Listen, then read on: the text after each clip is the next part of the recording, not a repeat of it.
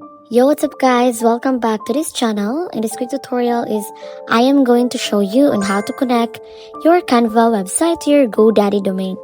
So here guys, the first thing you need to do here is of course guys, open your website design. So for example, to that is this one. And then you'll be able to see this share on the top right. And then you just need to select the website and then choose use my existing domain. And of course, click continue. So here guys, you'll be able to see that one. So here guys, the Canva will let you show two important DNS record, and then keep this tab open guys because you will need this to add them to GoDaddy. So the next thing you need to do here is to log into your GoDaddy account. You just need to go to your My Products and then find your domain and then click DNS or Manage DNS.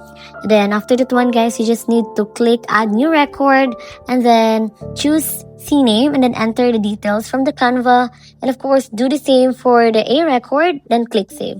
Then go back to Canva and click verify connection. Well guys, it may take a few minutes to update, and once verified, your Canva website will be live on your GoDaddy domain. And that's it guys, your Canva website is now connected to your GoDaddy domain. Don't forget to like this video, subscribe, and check out my other Canva tutorials.